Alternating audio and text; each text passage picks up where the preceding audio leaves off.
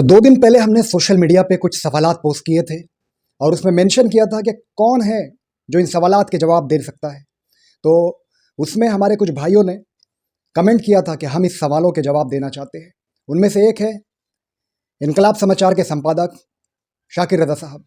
तो शाकिर भाई, उन सवालों में सबसे पहला जो सवाल था वो था कि कब तक दरी बिछाएंगे हमारे भाईजान, या जुम्मन मियाँ भी लफ्ज़ का इस्तेमाल आजकल हो रहा है, तो वो शब्द को भी मैंने उसमें मेंशन किया था। जी काशिफ भाई, देखिए अस्सलाम वालेकुम।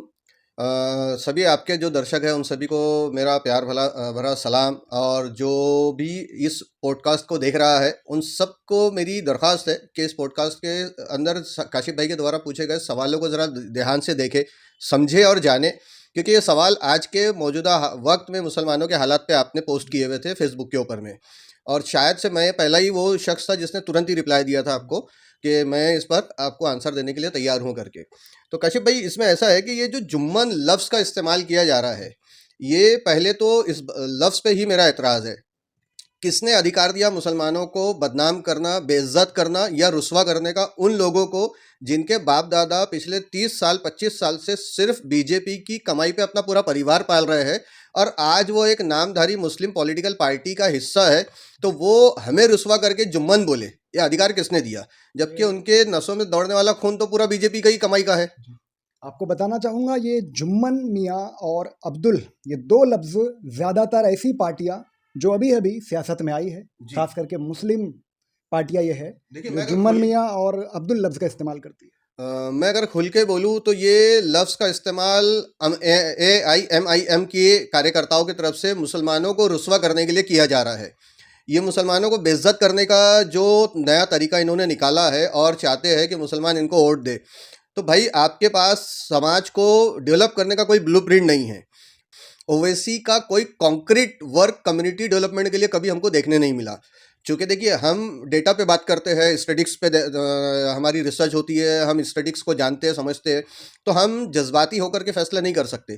क्योंकि अगर हमारे जैसे लोग भी अगर जज्बाती होकर के सिर्फ जज्बाती भाषणों के ऊपर में अगर हम अपनी बात को बेस कर ले, तो फिर हम में और एक आम नागरिक में कोई फ़र्क नहीं रह जाएगा।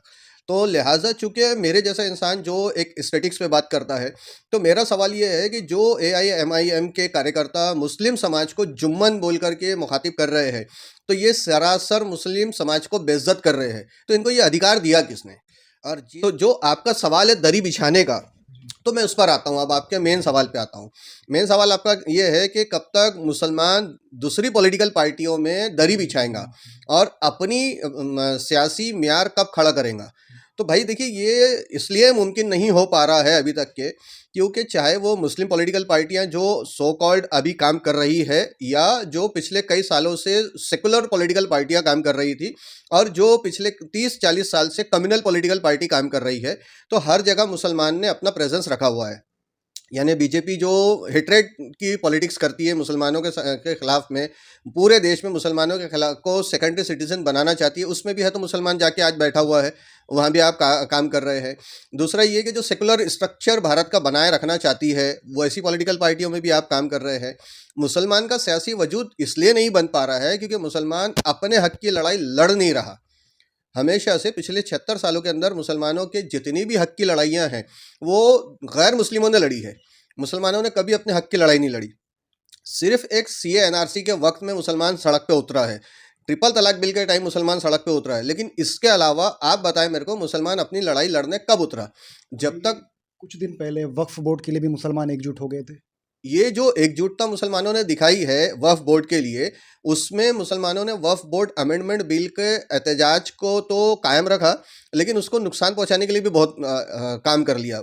जज्बाती तौर पे मुसलमान काम कर रहा है, तो जब आप जज्बाती तौर पे काम करोगे तो नुकसान पहुंचाओगे। अब दूसरी बात यह है कि मुसलमान का पॉलिटिकल वजूद क्यों नहीं बन पा रहा है, जो आपका सवाल है, उसकी वजह यह है कि आप देखिए, कंसिस्टेंसी सियासत नहीं है मुसलमानों की। अगर कोई भी चुनाव आता है, चाहे वो कारपोरेशन का चुनाव हो, चाहे वो विधानसभा का हो, चाहे लोकसभा का चुनाव हो, तो हमारे यहाँ 2 महीने पहले 5 रुपए के फ्लैक्स स्क्वायर फीट पे जो फ्लैक्स छपता है, उस पर फोटो छपा करके त्योहारों की मुबारकबाद दे देने को नेतागिरी कहते हैं। मुस्लिम समाज में आप कम से कम ये देख रहे हैं, अगर मुसलमानों के वोट शेयर की बात करते हैं, जो पॉलिटिकल पार्टी है ओवैसी की जो पार्टी है जो मुसलमानों का वोट शेयर लेने की बात करती है, तो पिछले 12 साल से नागपुर में उनकी जो पॉलिटिक्स है, अगर आप उस पर नज़र डालें तो सिवाय सोशल मीडिया के कहीं नहीं है वो। सोशल मीडिया पे एक पुलिस स्टेशन में जाना है, डिपोटेशन देना, दूसरा कलेक्टर ऑफिस में जाना है, डिपोटेशन देना, और तीसरा किसी त्यौहार के दिन दवाखानों में, सरकारी दवाखानों में जाके केले बांट देना। इसके अलावा उनकी ज़मीन पे क्या कारगुजारी है? आज नागपुर शहर से इतनी उर्दू मीडियम की स्कूलें बंद कर दी गई, नाम नमूद उर्दू के लिए इन्होंने कौन सा मुहिम चलाया? क्या मुहिम है इनकी? एजुकेशन डेवलपमेंट पे क्या काम किया इन्होंने 12 साल में नागपुर शहर में? मैं अपनी और आप अपनी खुली आंखों से देख रही है। अगर हम हैदराबाद की बात करें या तेलंगाना की बात करें तो वो एक अलग सिनेरियो बनेगा, लेकिन चूंकि ये पूरा सियासत को बेच ही रहे हैदराबाद में ओवैसी के हॉस्पिटल्स को दिखा के, स्कूल्स को दिखा के, तो वहाँ की भी बात किया जाना ज़रूरी है। देखिए एमआईएम के अलावा और भी कुछ पार्टियां हैं, जैसे कि जी, मुस्लिम लीग है नागपुर में, मुस्लिम एक लीग। एमडीपी पार्टी है, जी, और भी कुछ तो पार्टियां मैं हैं। उनके भी बारे में बात करूँगा आपसे। एसडीपीआई नाम की एक अभी पार्टी बिल्कुल, आई है। बिल्कुल, बिल्कुल, बात बिल्कुल, उन पे भी आपसे कहना चाहूँगा। देखिए, मुस्लिम लीग को जो बनात वाला ने खड़ा किया, वो बनात वाला के बाद में सेकंड लीडरशिप हिंदी साइड में कभी खड़ी नहीं हो पाई हमारे यहाँ पे। मुस्लिम लीग को आज भी वो मोइनपुरे के अंदर में अगर वो पुराने 70 साल की उम्र वाले जो हजरात है, वो लेकर के बैठे हुए हैं। तो आपके पैर कब्र में लटके हुए हैं, और आप नई लीडरशिप जब तक अपने ही जनरेशन्स में से नहीं लाओगे बाहर, तो आपकी पॉलिटिकल पार्टियाँ डेवलप कहाँ से होंगी? आपने नाम लिया एमडीपी, माइनॉरिटी डेमोक्रेटिक पार्टी जिसे हम कहते हैं, जो अहले सुन्नत वल जमात के वोट सेग्रीगेट करने की, अलग करने की बात करती है। तो इनका भी तो सिनेरियो वही है ना भाई, कि सियासत में चुनाव से 2 महीने पहले एक्टिव होते हैं, बाकी 5 साल तो आप भी सिनेरियो से गायब हो जाते हैं। डब्ल्यूपीआई की अगर मैं बात करूँ तो डब्ल्यूपीआई में भी जो चंद 5-7 जो बुजुर्ग हजरात बैठे हैं, बस वही बुजुर्ग है। नई जनरेशन कहाँ है? जब तक आप नई लीडरशिप को डेवलप नहीं करोगे, अपनी पावर, अपने पोस्ट किसी को ट्रांसफ़र नहीं करोगे, तब तक मुसलमानों का ग्रोथ, पॉलिटिकल ग्रोथ तो हो ही नहीं सकता। जी देखिए, मेरे जो सवाल थे ये सिर्फ नागपुर के लिए नहीं है, नेशनल ये लेवल पे पूरे आप इसको नेशनल एग्जांपल लेवल के पे तौर पे सवाल देख है। सकते हैं। क्योंकि जैसे आप इसको एमआईएम की नेशनल भी लेवल बात पे करें देख आप, सकते तो हैं। नेशनल लेवल पे पूरी तरीके से एक्टिव है। जी, एसडीपीआई भी बहुत बेहतरीन काम कर रही है कर्नाटका में। जी, बिल्कुल। डब्ल्यूपीआई के बारे में तो आप बेहतर जानते हैं। बिल्कुल सही है। और मुस्लिम लीग वो भी कर्नाटका और केरला में एक्टिव है। देखिए, मुस्लिम लीग का कर्नाटका और केरला में एक्टिवाइजेशन इसलिए है क्योंकि कर्नाटका और केरला में मुसलमानों का एजुकेशन परसेंटेज बहुत हाई है, और ना सिर्फ एकेडमिक बल्कि इस्लामिक एजुकेशन भी उन्होंने डेवलप किया। मुस्लिम लीग का ब्लूप्रिंट है, मुस्लिम लीग कर्नाटका और केरला में एक ब्लूप्रिंट के साथ काम करती है। उन्होंने स्कूल स्ट्रक्चर्स डेवलप किए हैं, उन्होंने कम्युनिटी सोसाइटी बिल्डिंग्स पे काम किया है, सोशल इंजीनियरिंग पे काम किया है। उन्होंने सिर्फ मुस्लिम लीग होने के नाते मुसलमान वोट की बात कभी नहीं की। अगर आप उनकी हिस्ट्री पढ़ते हैं या उनको आप देखते हैं या अगर आप उनको फॉलो करते हैं, समझ रहे हैं, मैं जैसा कि उनको देखता हूँ केरला और कर्नाटका की जो स्टडी मेरे सामने है, तो एक पूरा समाज डेवलप किया उन्होंने। वोट के टाइम ही आकर के ये नहीं कहा कि भैया वोट शेयर हमारा है।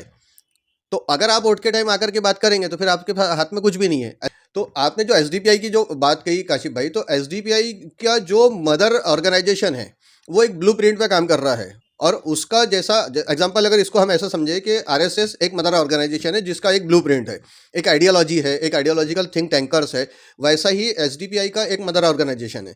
उसने उस स्ट्रक्चर को डिज़ाइन करके इम्प्लीमेंट किया, इसलिए एसडीपीआई है तो काम करने होती। तो एसडीपीआई के भी अगर आप इसमें देखेंगे तो आपको उनकी कारगुजारियाँ ज़मीन पे रेगुलर बेसिस पे दिखती है। मेरा बोलना वही है ना, कि आप सिर्फ चुनाव से 2 महीने पहले अगर आएंगे और बोलेंगे हम नेता है और हमको वोट दीजिए, आप मुस्लिम समाज के हम ठेकेदार हैं, तो आप कैसे ठेकेदार मान सकते हैं उनको? देखिए, ये जो सवाल था कि कब तक दरी बिछाएंगे हमारे भाईजान, और जो लफ्ज़ों से का इस्तेमाल करने से अभी शाकिर रज़ा साहब ने मना किया कि ये अब्दुल वर्ड और जुम्मन विया लफ्ज़ का इस्तेमाल हम ना करें तो ज़्यादा बेहतर है। तो इंशाल्लाह इन लफ्ज़ों का इस्तेमाल हम तो अभी नहीं करेंगे। तो जो सवाल हमारा है अभी कि कब तक दरी बिछाएंगे हमारे भाईजान, तो जितने भी लोग अभी कुछ दिन पहले, अब मैं आता हूँ नागपुर के मुद्दे पे, कि कुछ दिन मैं पहले आपको इसमें एक चीज़ ऐड करना चाहूँगा जी काशिफ भाई, कि जैसा आपका जो सवाल है कब तक गद्दारी बिछाएंगे, मैंने उसको बहुत अच्छे से एलुब्रेट किया है जी कि पॉलिटिकली जब आपकी स्टेबिलिटी आएंगी तब आपका दरी बिछाना बंद होगा। आपकी पॉलिटिकल स्टेबिलिटी क्यों नहीं आ रही है, मैंने वो रीज़न बताया, क्योंकि आप सिर्फ चुनाव से 2 महीने पहले उतर रहे हैं, ज़मीन पे आपकी कोई कारगुजारी नहीं है। मैंने उसके लिए आपको एग्जांपल भी दिया, एमआईएम का पिछले 12 साल का नागपुर शहर का सिनेरियो, ज़मीन पे कोई कारगुजारी नहीं है, सिर्फ सोशल मीडिया पे है। तो फिर आपका तो लीडरशिप डेवलप ही नहीं होंगी ना।